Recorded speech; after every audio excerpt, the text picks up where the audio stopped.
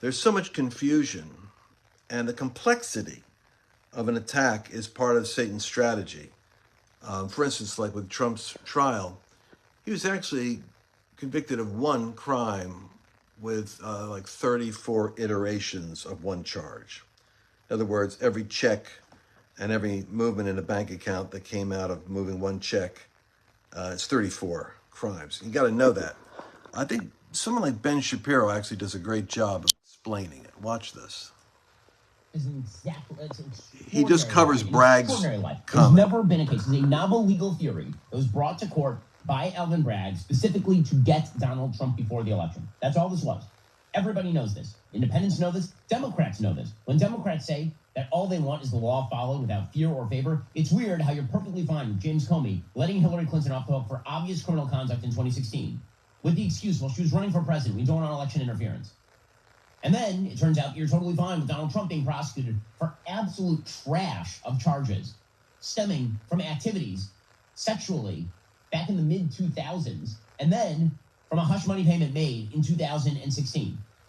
Meanwhile, you're apparently perfectly fine with the DOJ letting Joe Biden, the current president of the United States, off the hook, even though he clearly involved himself in criminal conduct in terms of mishandling classified material because he's a doddering old fool, who then goes out, by the way, and rips the prosecutor for mentioning that he's a doddering old fool, and in the process shows himself to be even more of a doddering old fool. You are totally fine, apparently, if you're a Democrat, with the DOJ originally trying to cut such an extraordinary sweetheart deal with the president's son that it was only scuttled when a judge looked at it and said, what the hell is this? That is the only reason that Hunter Biden is being brought up on charges now, is because a judge looked at the original sweetheart deal brought by Merrick Garland's DOJ and said this is so obviously corrupt that there's no ag and green light this prosecution deal. As far as the political obviousness of the situation, remember that one of the big prosecutors in this case was a person named Matthew Colangelo. The DNC paid Matthew Colangelo $12,000 in January 2018 for political consulting he donated to Barack Obama's first presidential campaign in 2008. He was the third-ranking official at President Biden's Justice Department. He then joined Manhattan DA Alvin Bragg's office in December 2022. And just a few months later, they launched this current investigation into Donald Trump. That indictment began in March 2023. So he moved from the Biden DOJ to Alvin Bragg's office. And 3 months later, the indictment was brought against Donald Trump. And we're supposed to believe there was no coordination, that Joe Biden knew nothing about this. Is just the workings of the gears of justice. That's all this is. Meanwhile, the judge, Merchan, obviously a partisan Democrat, he's donated small amounts before to the Biden presidential campaign in 2020, as well as to Act Blue, which is an activist group. His daughter is a Democratic activist as well.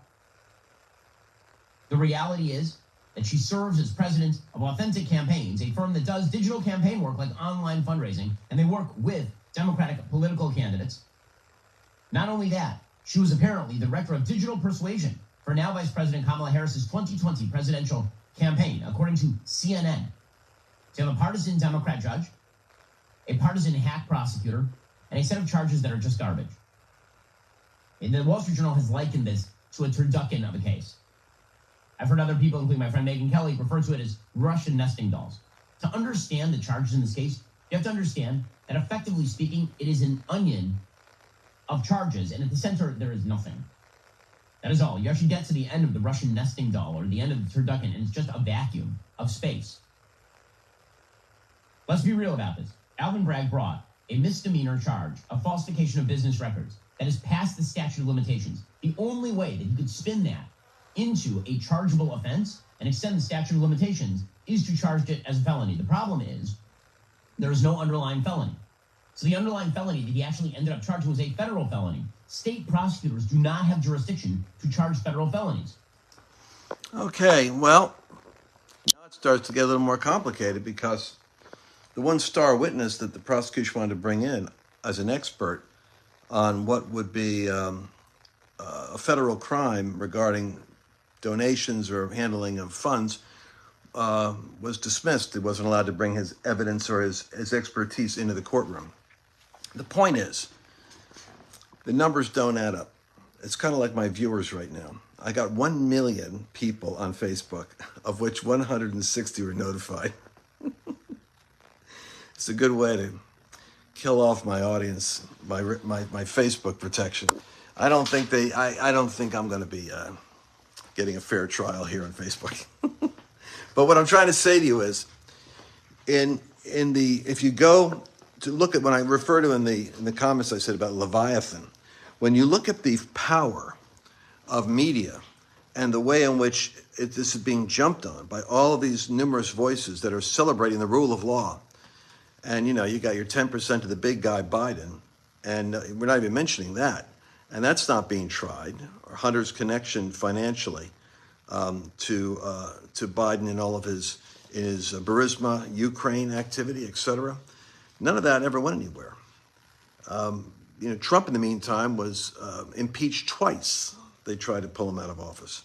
You got a lot more dirt on Biden because, you had 50 intelligence agencies that all signed off saying the Hunter Biden laptop was pure Russian disinformation before the election. Of course, they all lied. The extent to which the system is taken over is part of the reason why I think Christians fall into two categories. There's those that just hyperly reject all political engagement as being somehow outside of the tidy box of Christian engagement. And that maybe Trump, they don't like Trump in the first place. They never Trump Christians they're strangely silent about speaking up about this. You should mark all of them because they actually are also the same people that accuse all those innocent patriotic people that went to Washington to protest an election fraud as being dangerous militant Christian nationalists. They couldn't wait to lap up what the left-wing media said because they just don't like you, they don't like Trump. And they don't like me either, but they don't always say it. But what you got to really understand is that the church is going to be the decisive factor in winning or losing the country. This that happened to Trump is the veil being pulled off, the actual spirit that is there, which will use Stalin-esque tactics. When we talk about Stalin-esque tactics, Stalin had trials. He had trials in order to execute and purge everybody that he was concerned about that was in opposition. So they used the semblance of law in court. But you see, those charges are all designed in order to rig the narrative in journalism to create he did something. Well, he must have done something. And that's when justice is no longer neutral, but it's a weaponized political infrastructure where the district attorneys now you're hearing Megyn Kelly and various others are saying the only way you stop this isn't there's a time you forgive, and then there's a time you have to act. You have to act in wisdom and in justice. For instance, someone goes to court for murder, you can forgive them, but you still have to try them for the crime. We still have to act on the criminal takeover of the country, even if you're forgiving. And what that means is that the attorney generals who are in, like the equivalent of the Allen Braggs and the attorney generals, Latifah James, have to now look at the actual crimes that are done by the opposition party. Because until they recognize that what they've done is they've now pulled a former president into a setup in a court and a jurisdiction where they could rig it. Until you actually show the left that same thing can happen against them, that's the only time you have the nuclear standoff. That's when you don't use the nuclear weapon anymore, because you realize Hiroshima and Nagasaki can happen to you. And so now the only that's the long-term strategy. That's the frustrated. Now we'll show them, but that doesn't necessarily. Of course, Christians don't go there, even though that's the necessary thing you have to do to protect yourself. You have to take out MS-13 if they're raping and killing your kids. So you've got to go after them. But Christians would rather see a different alternative. That's where we become useless at the moment the country needs us the most. At this point in time, the only way you can have victory is by getting enough people that vote, enough ballots that are collected, enough election integrity so that you're checking the voter rolls, and you've got lawyers who are all intimidated right now to even represent conservatives. I mean, they're disbarring them and they're taking them to court left and right. So this is a real dangerous time for America, and I just want you to know the time, because the church does make a difference. If your prayers are going to prevail, you need to make sure that they're based on the reality of the threat. This is not, what did Trump do? This is the exposure, the fact that they will weaponize the court system as well as the entire apparatus of government in order to stalk their political enemies and destroy them.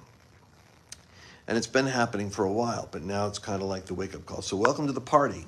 This is the reason why I've been so maniacally focused on the prophetic and spiritual aspect of Donald Trump and what he represents as the point person, the lightning rod to expose what's happening in the country. There are prayers being brought up for the United States all over the world. I think it's God's will that there be a merciful divine intervention in the United States in this next election. And the only reason I believe that mercy would be extended is not because America doesn't deserve, in a sense, the discipline that is coming through, well, I guess the enemy now taking over the nation. I think that's the consequence of our lack of engagement, our apathy, and our lack of good strategy. We didn't raise lawyers and journalists. We didn't really get behind the election. Half the church doesn't vote, and the half that's registered to vote doesn't show up.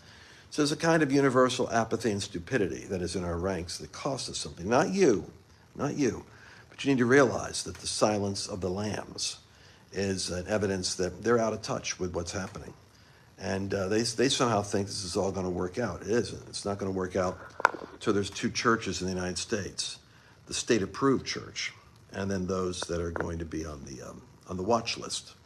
And I would say that the prayers of the saints and the vigilance of believers and the energy and the activity of the movement, the populist movement, we don't have the high places. We don't have media. We don't have academia. We don't have big corporations. We don't certainly have the Department of Justice or the CIA or the FBI, God help us.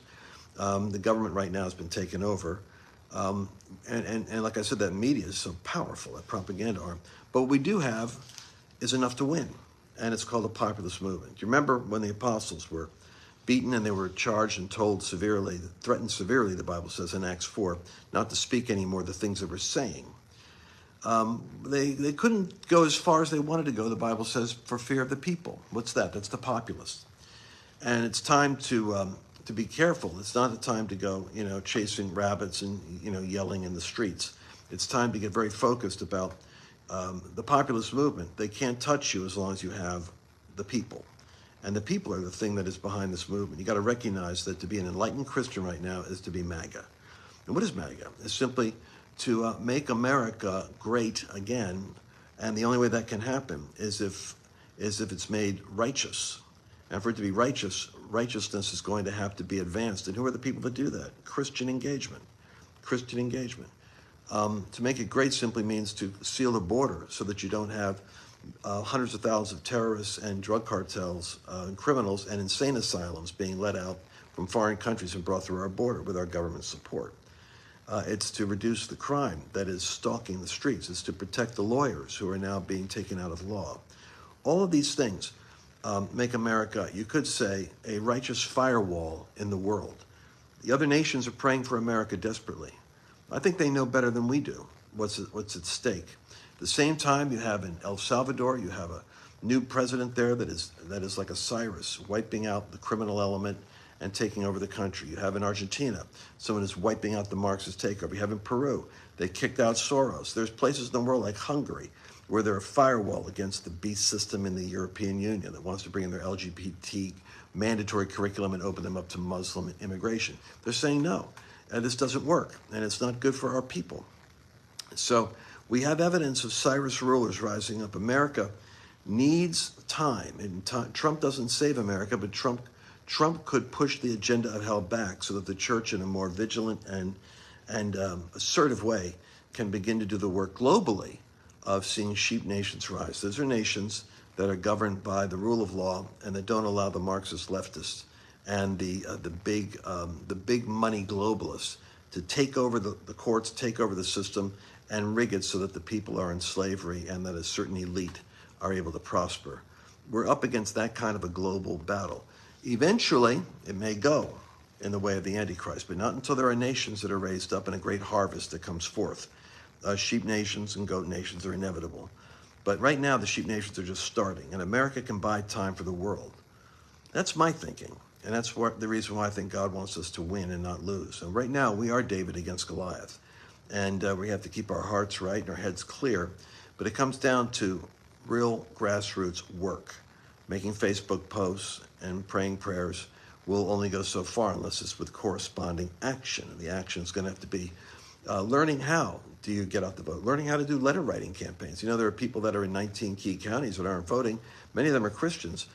I could get you the address. You could write them a letter. We'll pay for the postage. How's that? You can get paid to be a poll worker. That means, you could be monitoring what's going on, and you don't have to, just be frustrated and kicked out and complain. You don't believe what they did to me. You can actually be an election official who has got the badge that puts you in the room. And so I want to talk to you about these things we got to do. We got I don't know how many days. Someone said 160 days. Hard to believe. But but these are the places and the ways in which you can practically engage your prayers and your faith and your physical presence.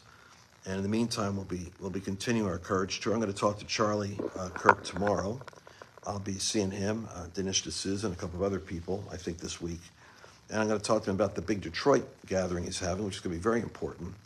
And Michigan is really up for grabs. And there's a great movement of God now taking place in Michigan. We had our most powerful courage tour, I think, in Michigan.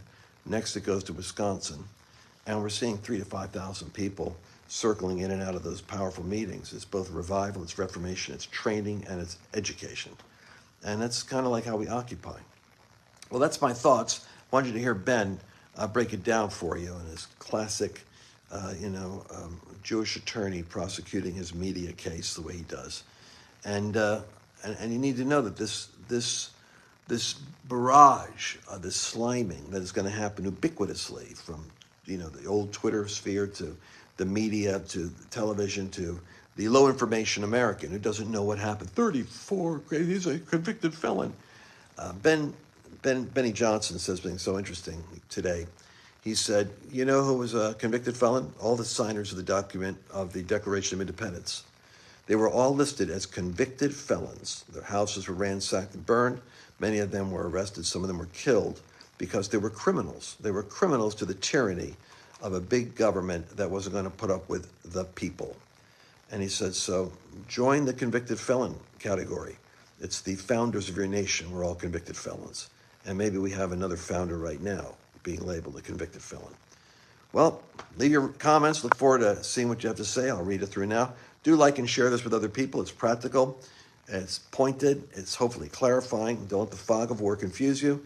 Don't go down chasing rabbit holes and, conspiracy theories. Get action, action, action.